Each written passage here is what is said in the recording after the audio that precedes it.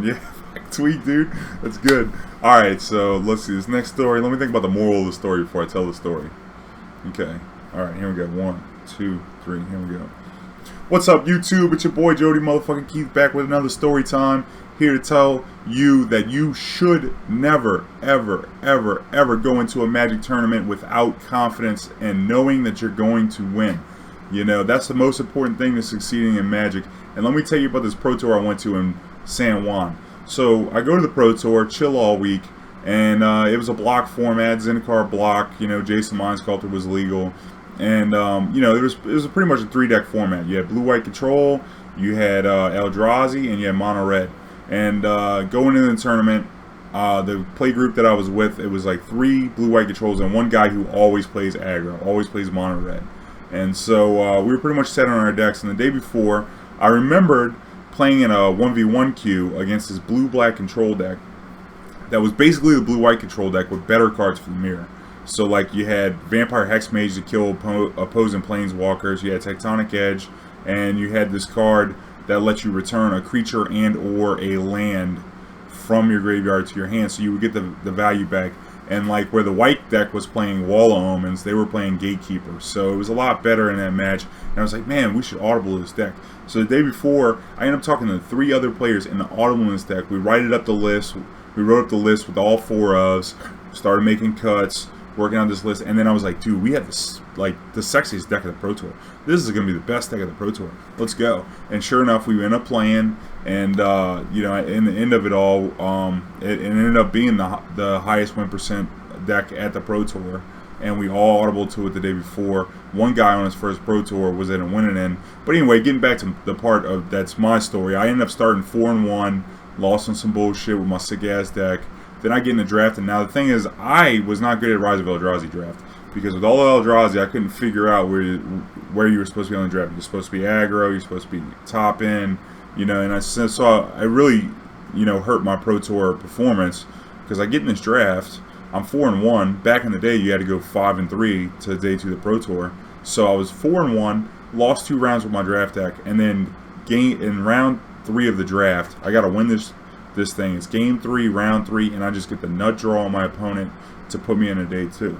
So I'm like, alright, cool, man. If we could survive this draft, this next draft, we might be making a run for this thing. So I show up to draft on the next day, and I draft a deck that I cannot win a fucking game with. So I'm playing, and I'm like, fuck, man. I'm ruining my Pro Tour because I don't know how to draft this format. Usually I'm really good at draft. That format just took me off guard. So then I show up, lose the first round. Boom. Lose the second round. And I was at the bottom of the standings to start the day off. So guess what happens round 3? The best thing that could ever possibly happen to me. Catch the bye. From the bottom of the standings, start off losing 2 rounds. Got a deck I can't win a game with. Boom, catch a bye. I'm like, oh shit, son, we in here now. So then I start playing the constructed portion, and I just rattle off win after win after win after win. And then I sit down and play my opponent. And he's like, look, man, you want to draw? I said, and I don't look at the standings. I don't really know what the hell's going on. If I'm not sure, I always play. So I was like, well, dude, why should we draw? And he was like, well, if we draw, then both of us will win about $1,000 and we'll both qualify for Pro Tour Amsterdam. And I was like, well, what happens if we play? And he's like, well, if we play, then somebody's not going to get anything, and the other person can get $2,000. I said, so we could play a match of Magic for $1,000? And he just did not look that excited that I was this excited. And I was like, yeah, dude, we could play for one match $1,000. That's what I want to do. I want to play Magic, dude, for fucking money. This is a perfect situation. And he's like, oh, dude, come on, let's draw. And I was like, nah, dude, I think we should play, man. I really like my deck. Shit's going good. He's like, please, dude, let's just fucking draw, dude. We'll both go to Amsterdam.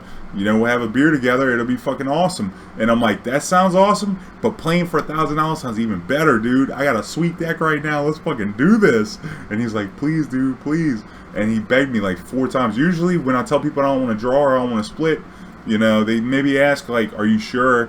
But this guy was like 4 or 5 times, and that he seemed like a kind of cool guy, but like, this is the opportunity that I'm looking for. So finally I'm like, you know what?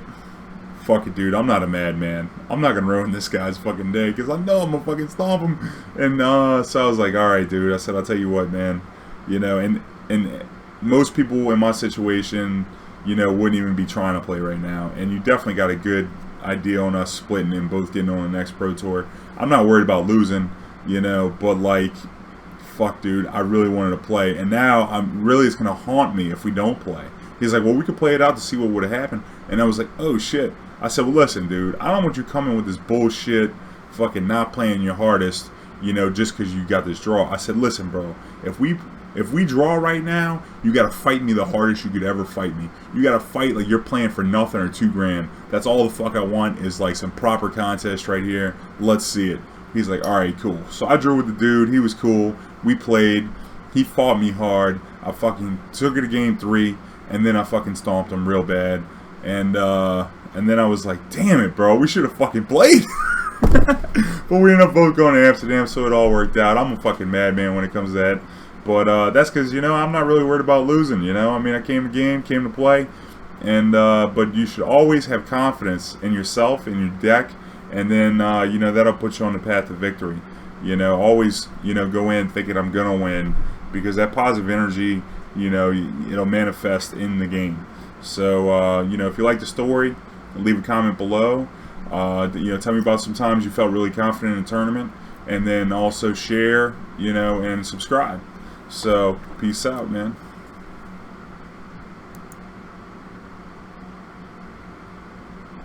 Alright, sweet. That's